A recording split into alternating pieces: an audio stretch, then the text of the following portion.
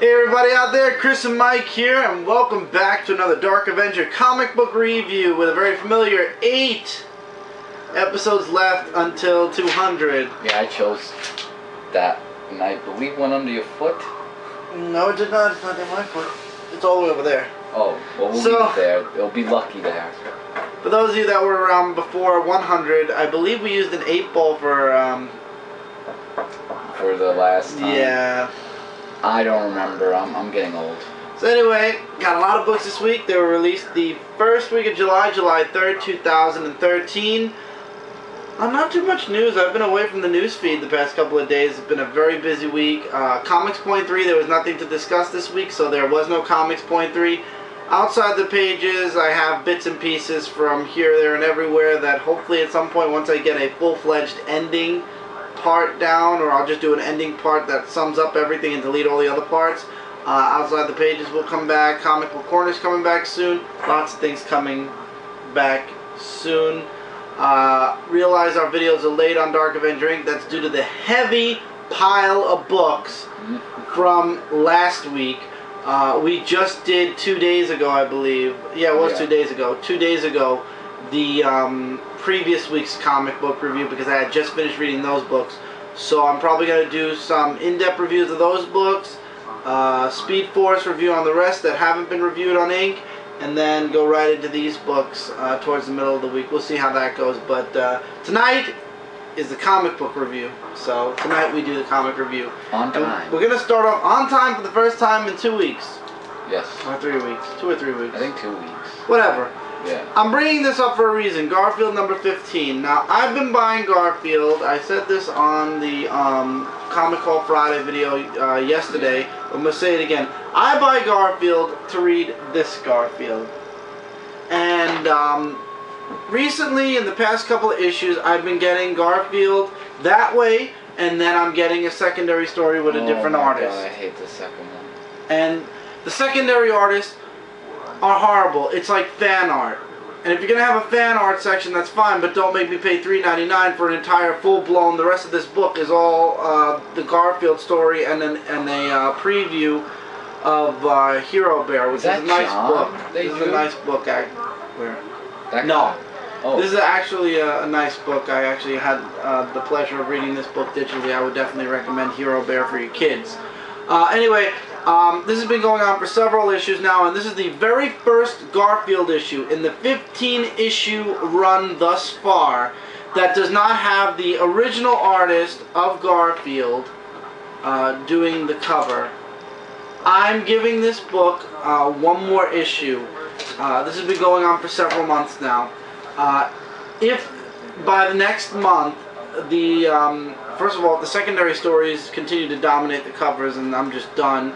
But if they continue with these secondary stories and they're not with the same artist, and the artwork just continues to be like, this is not Garfield. I mean, this is not Garfield at all. I'm sorry. I buy this because I like the classical look of Garfield. That's why I'm subscribed to the weekly, the daily comic strip of Garfield. Archamax, I think. Mm-hmm. Yeah, I am too, actually. Because that artwork looks just like the cartoon Garfield. That looks like Garfield, period. This does not look like Garfield. This looks like somebody else has taken over Garfield, and that's that. So, I'm giving it one more issue. And if it does the same thing, I'm sorry, but it's just not worth $3.99 price tag. No matter how small or short the week is, it just won't happen. Moving away from disappointment and moving into happiness. 50 years of Sonic the Hedgehog, and Sonic the Hedgehog issue 250. It's kind of ironic. 50... Really? No, it couldn't be 50 years. Maybe 50 something. I don't know why it's 50. I think it's just celebrating 250th issue. I think so too, because they did somebody says Man. Yeah, it's not. It can't be 50 years. Oh, it's a full-out cover. It's yes, that's what I'm doing. It's a full splash 2-page cover, and I don't think it's not 50 years because Sonic isn't even that old. That's impossible. It's like 20. I think maybe it's a 25-year celebration. Let's see. I think it's the issue itself. I mean, because when I was reading the Sonic Mega Man off panel, I think it's the 20. Yeah, I think you're right. I think it's the 25-year celebration. Yeah, it's right there. See? Where? 250. Yeah. So yeah. So, oh well. One thing that you probably didn't notice that I did is there was a little advertisement at the end of this book. I did that actually. Okay. In the aftermath of Sonic and Mega Man Worlds Collide, the crossover event, which world will live and which world will die? Meaning one world is definitely not coming out of this unscathed. And I love the advertisements. Sonic the Hedgehog is going to be Countdown to Chaos, Mega Man Blackout, The Curse of Ra Moon, and Sonic Universe Pirate Plunder Panic. This is a huge advertisement for things to come. And I'm loving the last issue of this entire series will have Super Sonic and Super Mega Man. Which I'm... Can't wait for part 12. But let's hope that it's true in the story and that they do that. Next week is issue 10. So there's only 2 issues to go. And I believe one is at the very end of July and the other one's at the very beginning of August. Which 6th. Is when this is going to come out. Right. So, time to have some fun, I guess. Anyway, this issue, Mega Man and Friends versus the Robot Army. And that's all this is. This is a big old fight book. And Rouge the Bat also was a robot. Mm-hmm. And the only time it breaks away from the fighting at all is to the part where Dr. Light is trying to talk his brother, Dr. Wily, out of doing what he's doing. And Dr. Eggman is starting to get a feel for something with this doctor. And let's just say, in the end, Eggman couldn't be any darker in this issue. Throwing Dr. Light out of the egg... The cargo. The egg. Wily egg, yeah. Yeah. And he's fallen to his doom. And that's really the big part. Mega Man and Sonic actually separate from their friends because their friends are like, go after the doctors and that'll stop this. And I love this panel with Sonic. That was nice. It was really nice. This is a fun read. I'm enjoying this crossover event. It's too bad that the worlds can't stay together, but if they do, that's not a good thing. Yeah. Also, you get a special bonus comic presentation for Sonic the Hedgehog 229, which is the, I believe, the final part to the Sonic Genesis story. You can scan the code to go to the Sonic store to get the Genesis series. I actually will probably end up getting the trade paperback of it, but they give you a preview of the last couple of pages of the Sonic Genesis storyline, and then there's the preview and the setup for what's going to happen after the Sonic the Hedgehog title. I believe, though, after the crossover, it's only going to... No, there are only once a month anyway. Yeah. Yeah, they are only... I keep thinking that that Sonic's twice a month because of Sonic Universe, but Sonic Universe is going to break away from continuity again and go back into its own little thing, and Sonic the Hedgehog is going to continue forward with the ramifications of the crossover, and Mega Man is going to be reeling from the crossover. But which world will live and which world will die? My prediction is it's actually going to be Sonic's world that's affected. Really? I thought it was going to Sonic's world is all... Because they're bad guys, you know. It's either going to be Sonic or Mega Man's. My prediction is it's going to be Sonic's Zone because in Mega Man's world there are cities, there are people. Sonic's Zone, it's just all wilderness. But there's still other creatures living there, I guess. I don't know. Maybe it'll be up to Sonic to save the day somehow with the Chaos event. Maybe that's how he'll fix things. Maybe that's why there's a Chaos title. That could be it. Now Marvel Comics. A book that did not come out this week, it came out last week. Avengers Arena issue 11. I got this issue because I want to know what the heck's going on with Hazmat, because I know she was dating and in love with Metal, and the cover is definitely misleading. She is not with Reptile at all. Was a little bit lost at first to why Reptile and Hazmat are on a beach, but Reptile, towards the middle of the book, explains the whole thing to the remaining survivors of this, what was it called, Murder World, and yeah, this story is reeling towards a conclusion, and this issue was really good. The artwork was a little bit weird at times. I didn't care too much for it in certain panels. However, I want to see this story through, and like I said in my comic haul, I'm going to probably end up trade paperbacking this story arc, which is the second story arc, along with the first one, and take it from there. There are 25 days out of the 30 So I'm guessing the next story arc will be concluding this murder world, so to speak. And see, this is one of the wonky kind of pictures for Hazmat. Not too much of a fan of it. But in the end, basically, Hazmat's gone cuckoo. She wants to be left alone. She doesn't want to be any part of Murder World or anything like that. And I like the beginning panels where Reptile Boy is actually fighting sharks. I love sharks. What can I say? Sharks no. I'm awesome. just saying when there's a shark. I said Reptile Boy. His name is Reptile.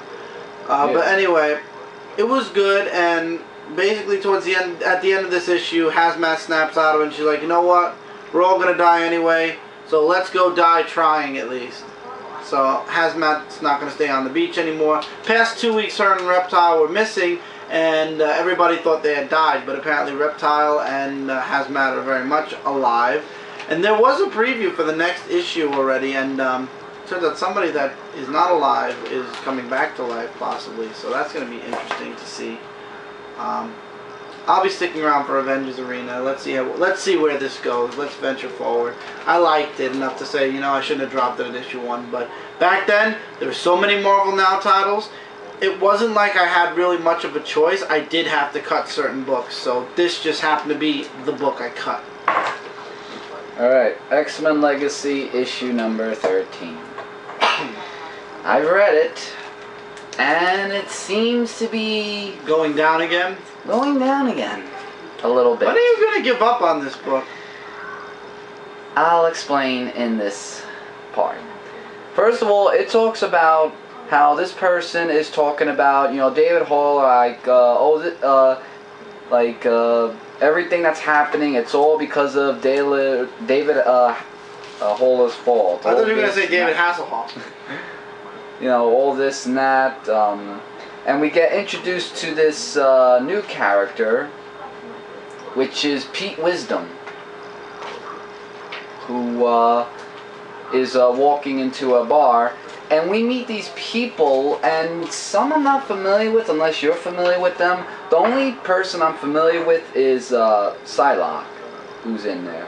There was these guys like Thomas Jones, Layla Cheney, Betsy Braddock, and lots of other people. Betsy Braddock is Psylocke. I mean, yeah. Chambers from Runaways. Pixie is an X-Man. Who's this guy? Psylocke, we know. This guy. Alchemy, I believe, is also Runaways. Yeah. And I don't know who that is. Yeah, but I'll mention the names in the comic review.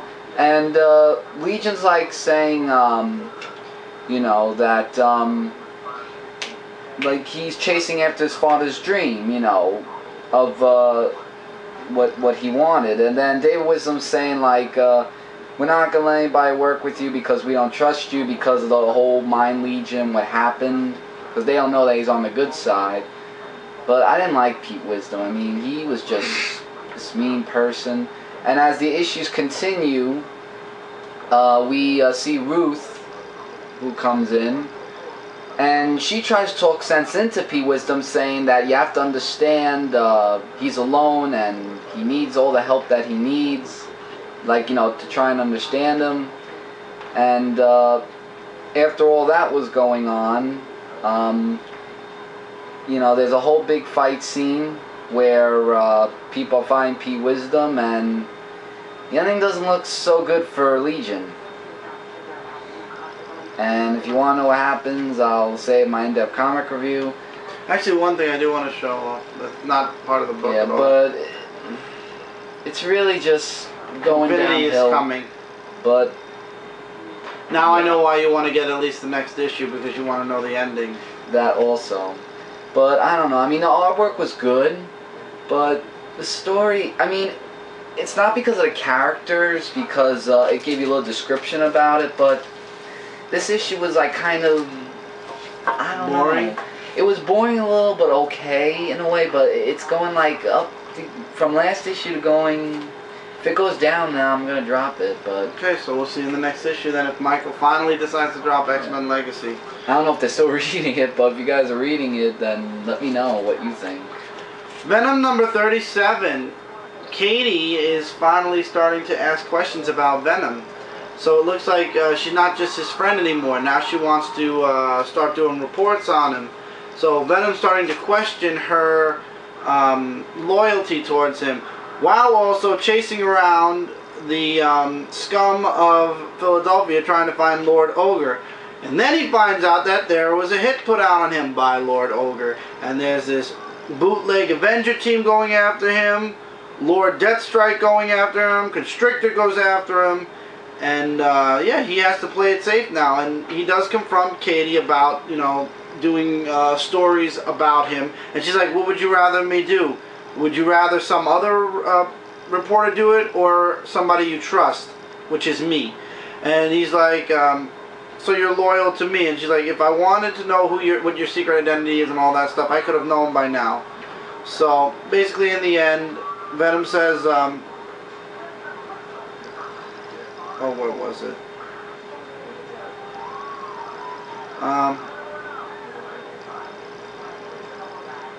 Yeah, like, you know, I'm trying to find out. He says, if I'm gonna get through this, I'm gonna need you. So in other words, he's like, I'll trust you, but I'm doing it because I need. Doesn't matter, because right now I need you. He says, I don't care. Do what you need. We'll do what we need to do, but I need you at this time. And then you get a meeting with Lord Ogre, and it turns out in the end, is Jack-O-Lantern really back? Did he survive that huge dramatic end? If he did, then that kind of ruins the ending of Jack-O-Lantern several story arcs back. That was a perfect way for the character to be put out, but maybe it's a new Jack-O-Lantern. We don't know. We'll find out in the next issue of Venom. The artwork was okay, a little bit sketchy at times. More sketchy. It was pretty good. Sketchier than usual. I thought it was pretty good. Sketchy. Just like the other issues. Sort of sketchy a bit. Okay. I thought it was my opinion. No, your However, opinion, the book is good. I'm not saying, you know, you're wrong. I'm just saying it's your opinion. But what I say, in my opinion, was it was pretty good. Oh yeah, the story was very good. But anyway, before we get to the number one, Iron Man issue number 12. This story arc is definitely, in my point of view and how I feel about the story arc, it's definitely building up. And it's definitely a lot better than what we've been getting the past several issues of Iron Man. So maybe I'm just grasping at this point.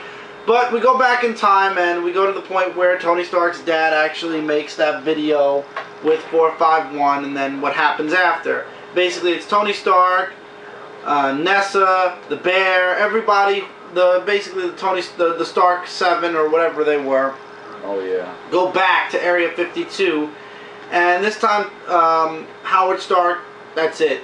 He's going after the Greys and he's taking them all out. Ross? Yeah, Ross is in it too. Yeah, he's part of it. And basically, in the end, the Greys, long story short, are destroyed. And 451 leaves and he says, if all is good, you'll never see me again. He's like, you said it, you freaky crazy robot. And he's like, that I am, sir. And he leaves, and that's the end. And that's where Mr. Tony Stark is born. So no more past. We are now only in the present.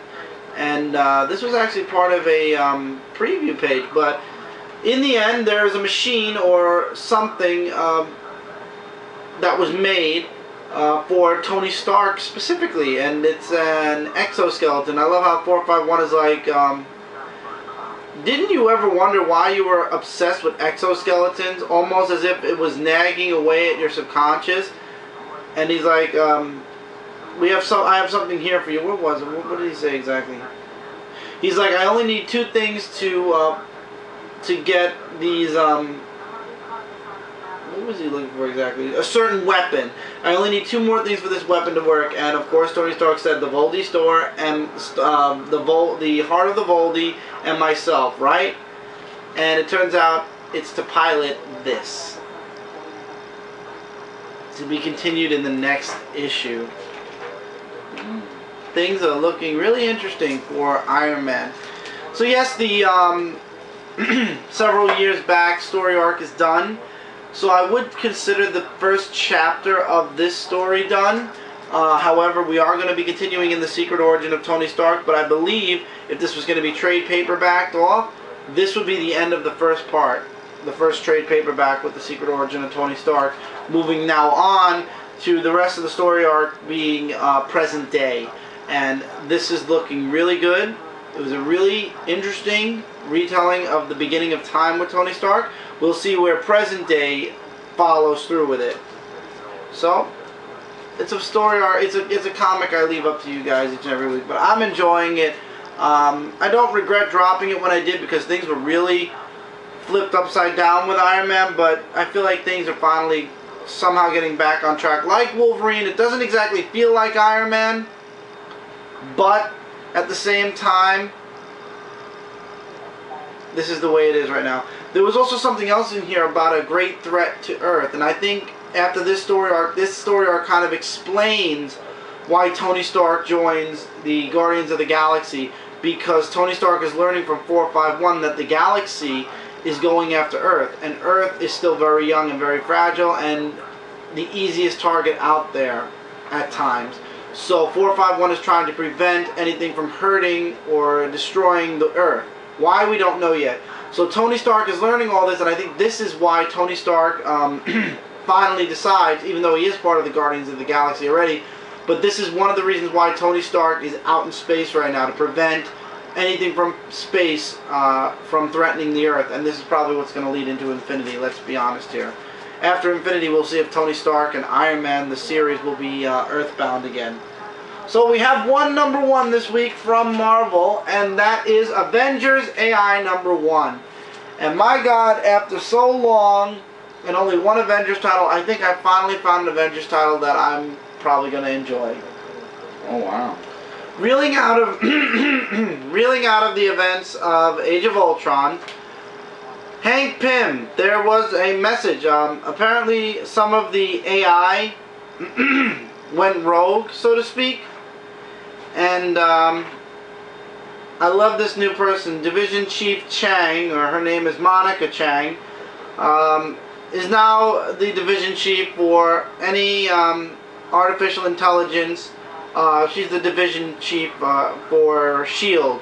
And she takes in Hank Pym, has him arrested, and she basically wants Hank Pym to explain what the Dimitros project is, and basically she's blaming Hank Pym for what's going on right now, because all of these hacks and this evolution that's going on in the AIs has Hank Pym's signature on it, and it's from the code that destroyed Ultron. And you learn to hate Chang really quickly, and I have a feeling she's going to be one of those nagging people throughout this entire series. Captain America shows up and says, he's an Avenger, let him go. If something's going on, we need him. And he actually puts out the distress call for Vision. Vision goes to pick up his brother. I'm glad this book actually has the beginning here. Victor Mancha. Hank Pym remakes the Doombot, and it's forced to... you serious? Doombot? Yeah, but the Doombot is forced to do what Hank Pym says, because he implanted a micro black hole in the Doombot's chest, and if he does one wrong move, bye-bye Doombot. Wow. So there's an attack on a hospital, and we jump into present day, because that all happened in the past. Vision, I'm going to eventually learn this guy's name, Victor, and the Doombot go in to try to save the day. They succeed, however we get introduced to a new character. And I love how all the machines, except for the Doombot, has a green word bubble, the Vision has a yellow one, Victor has a red one, and now this new character, whom is on the cover, and I'm sure we'll be introduced to in the next issue, has a purple word bubble. And in the next issue, Dimitros is coming. So who is Dimitros? Does Hank Pym have any connection to Dimitros? We'll have to wait and find out in the following issues. So, this is a $2.99 book. Is it worth your $2.99? I say absolutely yes. I enjoyed the artwork in here. The story definitely has a lot more promise than what Avengers has been promising right now, especially because Avengers have been all about space. This story is Earthbound. It involves the AI in the Marvel Universe, and I don't know, it works for me. This story sets up very well and makes me want to see what's going to happen next with this new Avengers team. Agree with me, disagree with me. I don't read all the other Avenger books, so this is just one of the few Avenger books I'm going to be reading, especially once Infinity starts. Probably I'm going to be dropping New Avengers after this story arc if it's no good. And Mighty Avengers I will be picking up.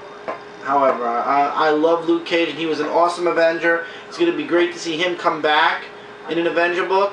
So we'll see where that goes as well. Maybe I'll be sticking around with New Avengers, so I'll be doing Avengers Arena, the Avengers AI, and the Mighty Avengers, as well as the New Avengers. So that's only 4 Avenger titles, and most of them are $2.99, so not a big deal.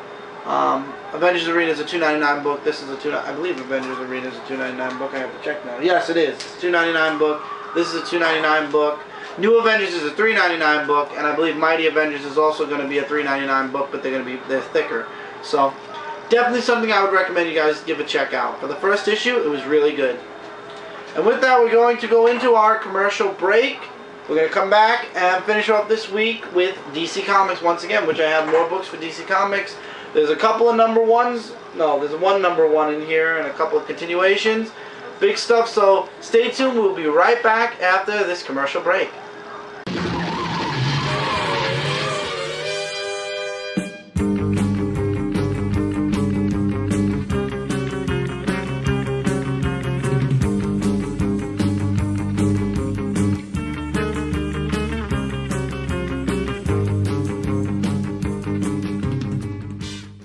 Hey everybody, and welcome back to this week's Dark Avenger Comic Book Review. And just before we start, I know a lot of people have been talking about the commercials, asking when are there going to be more? You said there were going to be so many commercials, or so many things, funny things you're going to be putting in between your review. We're working on the videos here. There are several other videos I'm waiting for from other people. However, they are coming, and we will be working on that as time moves forward now. But you guys are here for the comics, right? So we're giving you the comics for now, but there will be more as time moves forward. Very hard to record anything outside the ordinary right now with a lot of stuff for all the websites, but I promise you guys there will be more as time moves forward. But you're here for the comic books anyway, right? So let's get back into the comic books. We're now in DC Comics, once again dominating with the most books this week. Swamp Thing 22. Swamp Thing is in search of the Cedar. However, the Cedar makes a stop at this town in, I believe it's Scotland. I want to make sure it's Scotland and not Ireland. Scotland, yay! Isn't it the same thing, really? And I'm going to ignore you. What? And he asks one of these, he goes up to these pedestrians, he's like, I have a question, one question. If this town had a wish, if this town is about to make a wish, what do you suppose the wish would be? And the old man says, well, we're a poor town now. The whiskey place sold down, closed down. Our town depended on that. That's where everybody worked. That's how we made our income. So now we're just all sitting here and living off the rest of our lives, and our town is very poor. So he says, nothing I see, that's nothing. He's like, nothing. This town is now nothing. And he's like, nothing I see, that's trouble. Most people these days call me the Cedar. And he's like, I make things grow. He's like, I forgot where he said it exactly, but well, it looks like it. yeah, no, but I wanted to say what he said. Oh, when the world has so much to give, the idea that there are places that are left wanting, I find it offensive. And he manipulates the green and makes this huge tree, and the tree has these little saplings hanging out of it, and they're basically made of whiskey, which is what the old place was known for. So they have their jobs back, and they're very happy. Swamp Thing shows up, and so does John Constantine. Oh, John Constantine. And at first, Swamp Thing thinks John Constantine is the Cedar, but finds out that he's not the Cedar. And then we find out a little bit later on that the whiskey from the tree is not exactly a... the tree is... how do I explain this? Like it affects... Drinking the whiskey, yeah, it affects the people. in a very bad and violent way. And actually, John Constantine was there 3 hours before Swamp Thing, so guess who drank the whiskey? Oh no, now let me guess. Uh-huh. It's gonna be a whole fight between... Oh boy. And apparently John Constantine does something, and it separates Swamp Thing from the Green. And he is slowly but surely dying. And that last page, oh boy, to be concluded in the next issue, bloody hell. So That you is can never. that's I love how different Swamp from Thing. Justly Dark. Well, he's possessed by whatever Yeah, the but I'm whiskey. just He's not saying- possessed. He's under the influence of whatever the Cedar's Yeah, whiskey but I was saying is. that's interesting how it's played differently from here I in think- Justly Dark. I think that Swamp Thing is still a very interesting book. I mean, yes, it's not Scott Snyder writing it like the first whole story arc with the Rot World. However, I do still think that Swamp Thing is interesting. I'm looking forward to the next issue, and I love how Swamp Thing considers John Constantine a liar, and he's like, I know he's a liar. That's all I need to know is he's a liar. Well, nobody So- trusts him. I enjoyed this book. Swamp Thing, in my opinion, is still delivering. And by the way, guys, usually I do a hierarchy of books, like books I don't enjoy all the way up to books I really do enjoy. I'm doing this because Mike's book is next, and he's like, why is this on the bottom as opposed to the top? I enjoyed all the books from DC Comics this week, so there is no hierarchy for DC. It's just like literally putting them in a certain order just to review them. So, no hierarchy for DC. And go ahead. Yes, Green Arrow issue number 52. We get introduced to a new villain, which is, as the cover says, Count Vertigo. But before we get into that, it starts off with a interesting mission that Is Green it Arrow... true that what I heard about this book? What about it? Green Arrow has a sister. Oh, we'll get to that. We'll get to that. I wasn't gonna spoil. Well, that was released. Well, released but several I'll places. get to that, and I'll tell. But the artwork, I meant to say, is still awesome, and he's just looking for the dragon because they were talking about the dragons that Magnus was talking about, and he finds somebody that he was rescuing. Then it went 2 hours earlier, where Oliver Queen's talking about the dragon and how he's gonna make the direct approach to that, and then it goes now. It was like back and forth there a little bit, but we get introduced to the person who thought Green Arrow was Oliver Queen because of the mask, but he's like saying, this Oliver Queen, who you speak of, I don't know him, and he knew his father with Green Arrow. And this is Count Vertigo, and that's the new villain. And then it goes to Seattle, where we get introduced to Talkman talking to two people about about Green Arrow, that if he should join to on this mission that they're having. Like, I couldn't really understand it a little bit, but basically, yeah, it was just saying let the police handle it, not Green Arrow. Then it goes back to Valatava, where the dragon is, and Count Vertigo could read people's minds, so to say, and I'm not going to show that picture because it's a little bit disturbing. Mm-hmm. So, yeah, there's a brief fight scene, and yeah, her name, she goes by name of Shado, and Green Arrow talks to her about Komodo, and remember Emiko? Well, Shado is the mother of Emiko, but Komodo is not the father of Emiko, and Green Arrow is the big brother, I guess, of Emiko. So, yeah, I saw that and I was like, wow. Like, shit getting real. Yeah. I didn't like the back and forth part, which it kind of almost hit Book of the Week. I just don't like that they went back for like 2 hours earlier and then to this other place. I didn't know Talkman. Maybe it was issues back. I probably forgot about him. But it was great, though, the story. Including the big shocker in the end, which I wasn't going to spoil here. But it was mentioned, all over, yeah. so I'm guessing, yeah. But still get the book, though. And Count Vertigo was also an interesting person with the dragon searching and stuff. Batwing issue 22. So, they were attacked. The Fox family was attacked by, I keep forgetting the name of the organization, but the Mara Buddha. And at first, Lucas thinks that they are there, or Luke thinks they are there for him.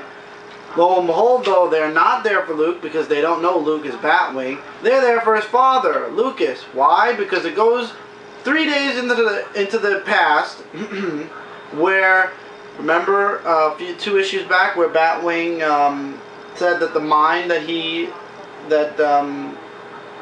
they were smuggling and hiding stuff in was now property of Wayne Enterprises. Well, the person that lost it, and goes by the name of Atos Fontaine. He wants it back, and he's willing to pay Bruce Wayne however much money he has to get it back. And Bruce finds that very weird. Why all of a sudden why are you offering me so much money? You must know there's something there, and whatever. And he's like, Cyclorum can be a powerful ally or a dangerous competitor. And then Bruce's like, are you threatening me? He's like, just don't want you to think we didn't warn you. And I have a feeling that they're connected to Lucas Fox's abduction. And Batman tells Luke to stay back. He's too close to this case, that he'll handle it. And Luke kind of hacks into his father's program and finds out that his father is the person who's making all of Batman's weapons and vehicles and whatnot. So Luke Batwings up and tells Batman, listen, we're doing this together. And Batman was tracing Lucas. That's interesting how they work together. Oh yeah. Batman was tracing Lucas Fox because all senior employees of Wayne Enterprises have a microchip put in them, so in case of anything, they can be tracked. Lucas Fox is losing, like, his memories are being copied into this other weird guy's head. No idea who that is. And Batman and Batwing get caught by the, whatever they're called, I'm not going to try that again. And I love how in the end, things get really bad, and Batwing's like, this looks bad. This is bad, right? And it says, next issue. Oh, it's bad. So wow. I'm looking forward to the next issue. Batwing has been a spectacular series ever since the change of hands. For those of you that are, I know a lot of you guys are still kind of like, Batwing, it's Batman from Africa. Come on, it's boring, whatever. Not anymore. This is Batman in Batwing in Gotham. Yes, his base is in Africa, but now this Batwing is global. And this story has changed so much, amazingly so much, that you guys really should give this series a chance. I did not give Batwing #1 a chance. When the New 52 came out, Batwing was the first title I said automatically not getting. And I'm glad I didn't, because the first 18 issues, from what I hear, were not that good. From issue 19 up until now has been amazing. Those who don't underestimate Batwing anymore. Ever since the Batwing mantle changed hands from whoever the first Batwing was, David something, to this kid, Luke Fox, it's amazing.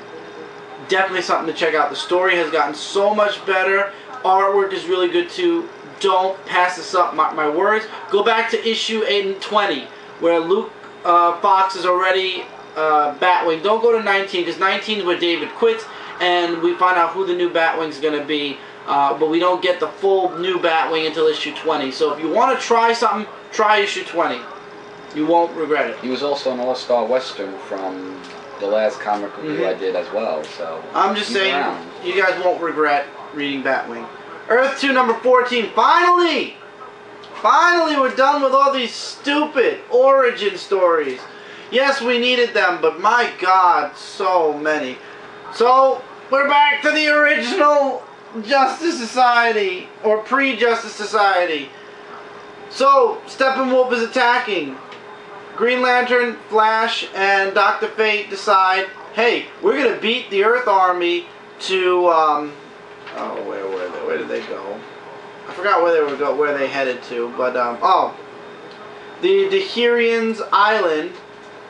They beat the American armies there, or the globe armies, the world army there, and they go to take out the Apocalypse armies before even the Earth team gets there. And you're like, why? Goes back into a previous conversation from hours before, where they're talking about we gotta be, it's gonna take teamwork, and you know what's gonna happen. We're gonna, we'll do it, and then the global armies will have no choice but to back off. Everybody will see we're good guys. And throughout this whole thing, we go back to Apocalypse. I believe it's Apocalypse anyway. And Steppenwolf's like, release my hounds, since they're using metas, we'll use our hounds. But then the global army shows up. I believe they're the global army. I want to say they're global army. But they anyway, all gold to me. I want to make sure. Although I have to admit the artwork's amazing. Anyway, they show up. Sandman, Atom Smasher, and apparently there is a Red Arrow. A Red Arrow? Mm-hmm. As part of their army. And they're like, listen, we're here, we're here to be, let's not cause a whole ruckus here. Are you sure that's not Hawkeye? I'm positive. Mr. Terrific makes an appearance. I hope he doesn't join the Justice Society. I'm not a fan of Mr. Terrific, but anyway, they're like, sure, you want to do your part in this war. The World Army. I was right. The World Army haven't been the most welcoming people up till now for you. So you went independently. And I love how Flash is like, yeah, and this guy over here destroyed my mom's house, pointing to Atom Smasher, and he's like, whatever. So in the end, they actually decide to make a truce in order to. He's like, you don't try to kidnap us, betray us, or whatever else. And we'll follow your lead. We'll, let's make a peace here. And Sandman actually puts his gun down saying, fine. And that's when the Hounds attack, to be continued. There was a lot of action in this book, which was awesome. Artwork was... Did I say Hawkeye? He's a Marvel. Yeah, it's Marvel. Yeah. I was about to say, you mean Green Arrow. You're talking about Yeah, that's what I meant. The artwork, as I showed, was spectacular. I wanted to show some artwork of the fight. I guess this would be good. Spectacular. I would highly recommend you guys check out Earth 2. It has been a bit of a slow pace lately. However, things have definitely picked up since then. It's still weird that they actually did the Flash, like the Justice League Flash. But anyway, really good. The war begins between the world, and Steppenwolf once again. Back into the mainstream DC universe, even though this is a different Earth. This is Earth 2. Going back to Earth 1, Action Comics 22. Apparently, Action Comics and Superman are going to be coinciding with each other for a bit. Different stories, but going on at the same time, because, once again, Hector Hammond is in this story arc. So, Clark is on Earth. Well, Hector Hammond meets up with this weird guy called Straith. First Knight of the Pax Galaxia. We'll get more into that later. Basically, he destroys something in the name of peace that Hector Hammond had built. Apparently, Green Lantern and Superman have exchanged supervillains. Hector Hammond is now a Superman supervillain, and he's part of the Hive. From the last episode in Superman, Hector Hammond went to the Hive saying, I hear you want to talk, so what do you need me for? And this is a different story. So Clark and Kat are attending a party of the year. It's this guy's, this actor's final movie, and he's there, and Clark actually uses X-ray vision on him because he's basically a robot running on the same power which Clark only has a microscopic piece of in his Fortress of Solitude. But that's really not the big problem. That actually is like a side note. Maybe it's for a future story arc. But anyway, it turns out that Hector Hammond reaches out to Superman mentally. So Clark finds a way out of the party and goes into space. And he's like, I'm only here because I want to know how you escaped from Star Labs. He's like, my people, none of your business at this time. Anyway, he does mention Hive, Clark, also. So anyway, Hector Hammond's kind of manipulating Superman to about this, about the Pax Galaxia Straith, and he says he's right there on the moon. Why don't you go talk to him then? He's like, I'm not your hound. I don't follow. I'm not your lapdog. I don't have to do anything you want. If he destroyed your thing, it was obviously he's here for peace. But he's like, don't you have any interest in making sure that he's here peacefully? And Superman peacefully tries to go talk to him, and once again gets knocked on his ass. So finally he's like, once, Clark, just once, you're not going to be give the big guy, the big ugly alien, the benefit of the first shot. So I'm going to hit him back, and I'm going to hit him often. And maybe you get 1-2 pages of a fight, and then the rest of the Pax Galaxia shows up. To be continued, but we have another story. And finally, there's a reason why this story is important now. Apparently, Jor-El has been, what was it called? He's under arrest for crimes against Krypton, and he's like, that's impossible, he escapes.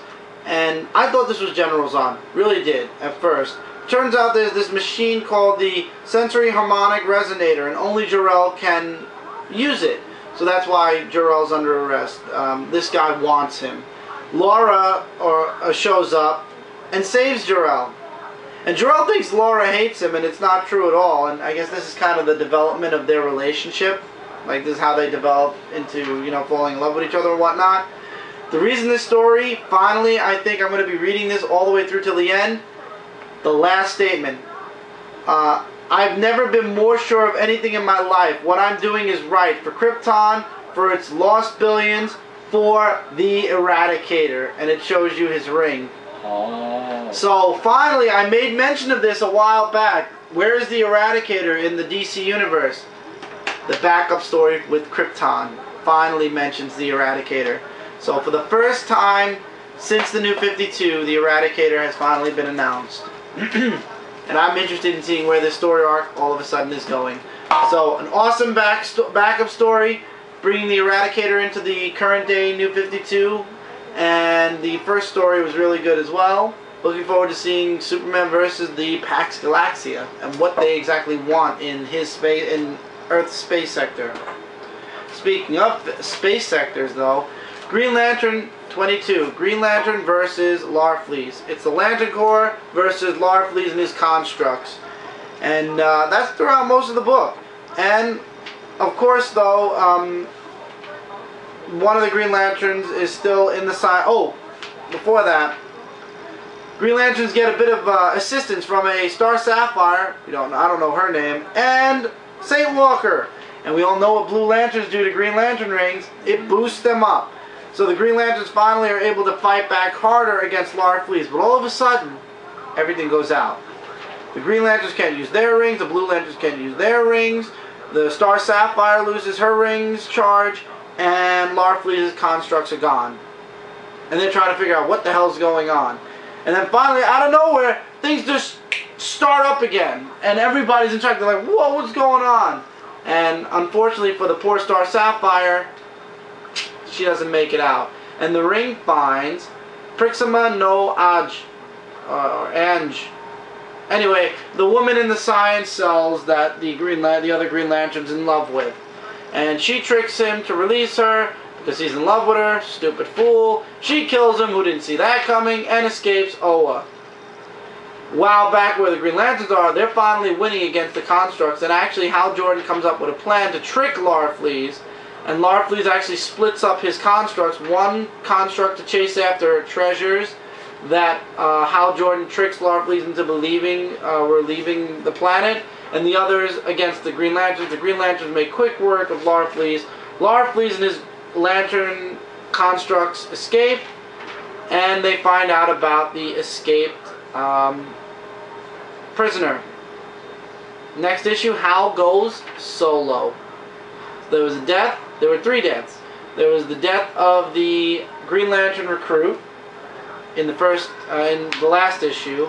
There was the death of the Star Sapphire, and there was the death of the Science Cell Green Lantern. So things ain't looking too hot for Green Lantern right now, but this was an excellent book. Dialogue was awesome.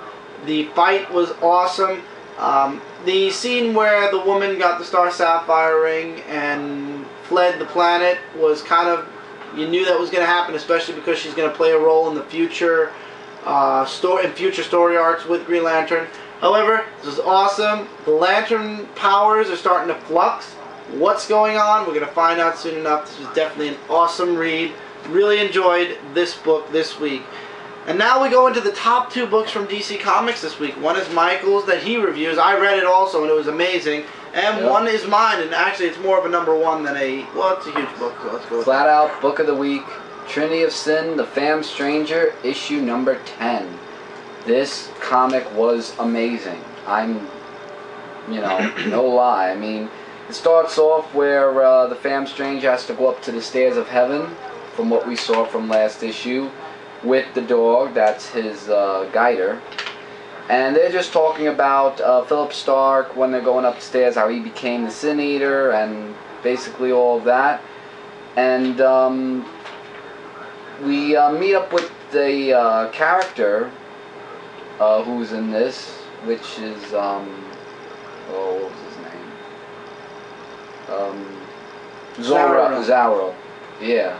I think he was actually in the Justice League of America volume. Yeah, because he was kind of familiar, and also Chris Esperanza, who was in issues back when he got eaten by that monster. I'm guessing he was in it, and these people are wondering like, is this real or not? Like they're not accepting that, and the artwork is just really just phenomenally amazing, and they're just talking about.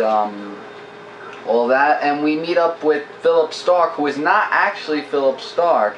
Basically, Fam Stranger's wife and children are thinking of Philip Stark as like the memories of him as good, and that's why he's not attacking him. Then we get a Dr. 13 thing where he talks to... the Question. In the Question. Yeah, and he's talking to him about this whole thing about what he did to Fam Stranger. I mean, I thought by now they'd be like over that, but it's really the guilt that's hurting him. So Fam Stranger goes a little bit cuckoo for Cocoa Puffs. Yes, I said that. When he's like saying to my family, I want to take them back with me. Yeah, he's only allowed to choose one. And yeah, he has the decision to only choose one, either his wife or kids. And no, his wife or one of his kids. His wife or one of his kids, sorry. And basically, he chose someone. It was heart-wrenching. This was a... Yeah, I'm not going to say who it is. You feel so bad for Phantom Stranger. He, in the end, yeah. The ending is what really got me. Like, I actually just felt for him. I mean, just wow. I mean, the whole thing of what he's been going through. And this is leading to the Trinity War, by the way. Yes, it is. And just book of the week. And if you want to, and I did leave some stuff out because I'm going to save that for my in-depth comic review once I get the comic book in there. Thank you.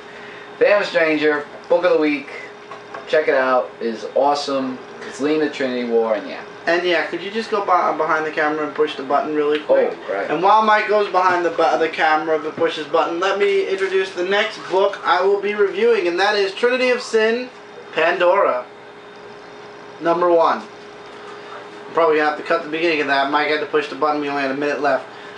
So, the woman who single-handedly changed the entire DC comic universe in one foul swoop during Flashpoint.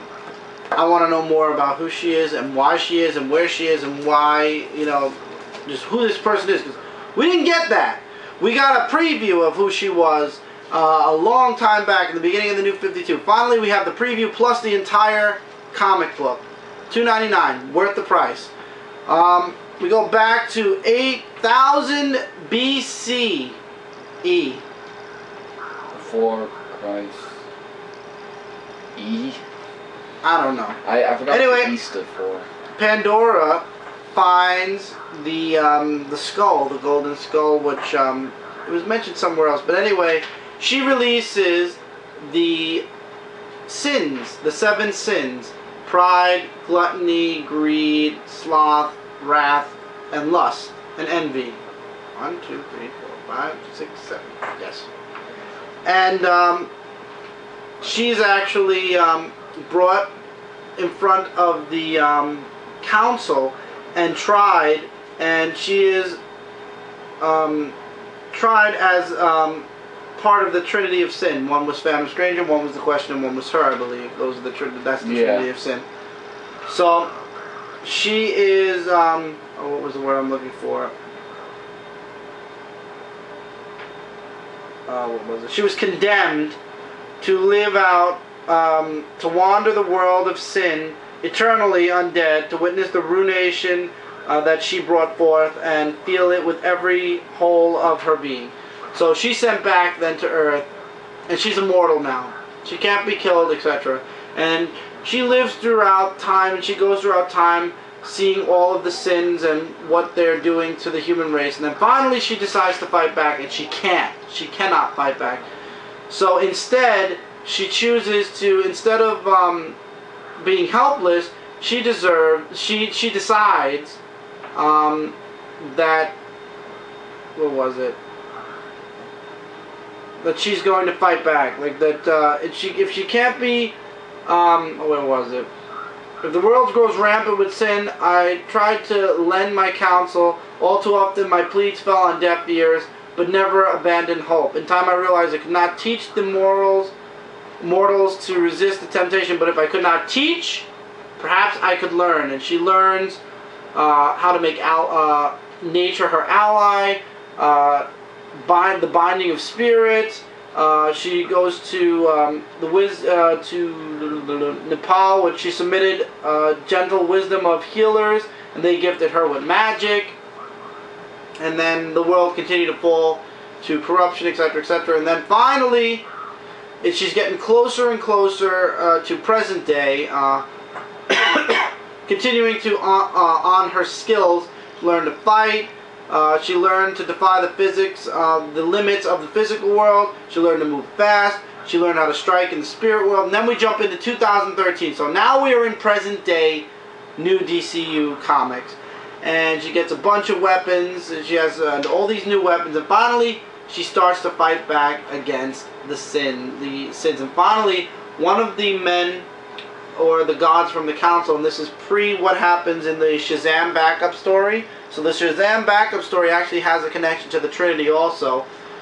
Turns out in the end he admits to her, we did not, we tried to help you, the other two Trinity of Sins deserved their punishment, but you did not, Pandora. You were just a young woman who was curious. And she's like, you sentenced me to eternal suffering, and now you're telling me that I'm innocent? I never consider. She's like, and he's like, it's all about the box. To imprison the sins. We tried to help you imprison the sins, but we failed, and now the council is destroyed. Basically, the council is destroyed. He's the last one, and he's running out of time. The box is the key. He basically says, you must access the great power within. Only the strongest of heart, or remember this, or because this is going to have something to do with the Trinity of Sin, or the darkest of heart can open the box. So he soon after dies, after telling her this, and she's like, fine then, fine. If the box contains the power I need to stop this, I will. And I know and if it takes the strongest heart to open it, then I know just who to go to. And guess whose symbol shows up at the bottom? Superman's. Superman's is the strongest heart in the entire world. Still, even in the New 52, Superman's heart is the strongest one and the greatest one in the entire world. However, remember, he did say the strongest or the darkest. That's going to play a part in the Trinity War. The darkest heart is going to get the box first, in my opinion, now. Well, it might play more in Justice League Dark, maybe. It might. But now, it is. I said might. Was this worth the money? Was this worth the $2.99? Did you guys need to read Pandora, the prelude to the Trinity of Sin? Or the Trinity War, I should say. This is the Trinity of Sin, but this is leading into the Trinity War. Yes. Why? Because this is the woman that single-handedly changed the entire DC universe with the Flash. Starting with the Flash. But also, I wanted to know more about her because we've seen glimpses of her in all the first issues of all the New 52 comics, and I've been very curious to find out more about Pandora. And finally, you get the entire origin and backup story to Pandora in this one issue. And there's still, I believe, 3 issues to go. I believe this is a 3-issue miniseries. Does it say at the beginning of the book if it's one of? Don't know. No. Oh, does it? It does not.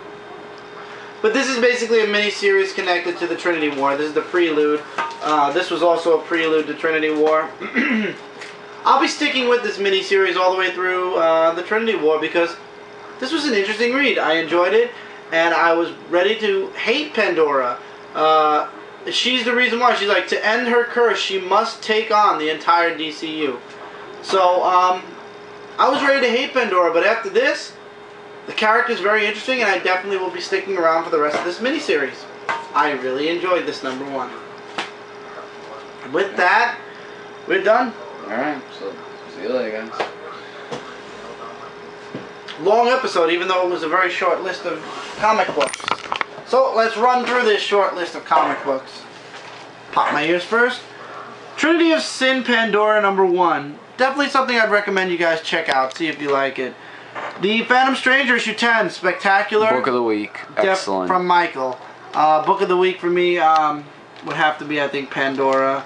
It's basically the 2 books were top for me. Green Lantern 22 was really good, definitely something to check out. Action Comics, Superman is finally picking up and I'm remembering his stories again, so definitely something to look into. Earth 2 #14 action picked up, really awesome, definitely something to check out. Batwing 22, guys, I implore you, if you are not willing to check out Batwing because of the previous Batwing, please give issue 20 a try. You'll be pleasantly surprised with how much you like that issue and you'll want to continue Batwing. Green Arrow 22. Great issue, but please stop the back and forth, just go straight forward. That's all I'm saying. Swamp Thing 22 was interesting. I'm still enjoying Swamp Thing. I leave it up to you guys. Avengers AI #1. I enjoyed it. I say give it a shot as well because it is a #1 and who knows, you may enjoy it. It's a $2.99 book. Very rare to get one of those from Marvel nowadays. Iron Man #12. Interesting. I'm interested in seeing the next chapter in the secret origin of Tony Stark. Venom 37. Good story. Artwork was a bit sketchy this time, but I still really enjoyed it. X-Men Legacy issue #13. It's okay, it's going down slow, but if it keeps continuing next issue or so, I am gonna drop it. Avengers Arena 11 reignites my interest in the series, and I'll be getting it from issue 12 on. However, 11 and 12 is going to be in the second volume, or second trade paperback I get, because this is the second story arc, and there's only 1 issue to go. Sonic the Hedgehog 250. Awesome, spectacular, loving the series. If you like Sonic, if you like Mega Man, this is definitely a series you will also great and action-packed. Absolutely, and this is definitely something you'll want to read. And then after this series is over, the setup for the next, for all the books, for all 3 books, looks really awesome too. I'm going to be sticking around after this crossover. And Garfield 15, if this is what we're going to be seeing in this book from now on, I think I'm basically done buying this book. I'll just read it digitally instead. Also, don't forget to check out comicrelated.com for all your comic-related news, reviews, and a whole bunch more, as well as Dark Avenger Inc. I haven't been on there lately due to a lot of very busy work. I can't even begin to explain to you guys. Maybe in Outside the Pages I'll try to explain to you guys how crazy and busy it's been, and especially with a comic pile that was about this big. Very hard to get through those books within a week, actually, and every time I'd have some time to read, something else would come up, and with a, like I said, with a tall stack. See, I got through this stack on time. That stack was double this stack, so you guys can only imagine. If it took me until tonight to read this stack, double this, that's why it took me a week. So I will be catching up on all the comic reviews as well as these comics on Dark Avenger Inc. this week. On Brooklyn Boys 13, mine and Mike's walkthrough began. Kevin's walkthrough of Deadpool. Mine and Mike's was the New Super Mario Bros. Wii U and New Super Mario Bros. U. And my walkthrough of The Last of Us should be starting up soon as well. Haven't recorded the first part yet, but I will be very soon. If you haven't already subscribed to this channel, if you're new, hope you enjoyed this video. And if you did, there's a subscribe button somewhere around this video. If you enjoyed it, if you want to see more, click the sub button so I'll be in your subscription box and you won't miss out on a thing. As well as don't forget to subscribe to Dark Avenger Inc. and Brooklyn Boys 13. You love games and skits, you'll love Brooklyn Boys 13. You love comic related stuff, you're going to love Dark Avenger Inc. because we do comic reviews, movie reviews, everything you can think of is on Dark Avenger Inc. And DarkAvengerInc.com is coming the beginning of August. So look forward to that. And we're going to have a bunch of things. Like I said, the shirt site we are working on as we speak. And the money that we make on the shirt site will be going towards the website. Putting more stuff on there. Building it up to be something humongous at some point. Something huge for all you guys to enjoy. And what doesn't go towards the website will be going towards charity. So, yeah, lots of stuff going on all around. So thank you guys so much for sticking around. Keep reading, keep collecting. And I will see you guys in the next video. Take care, everybody. Later, guys.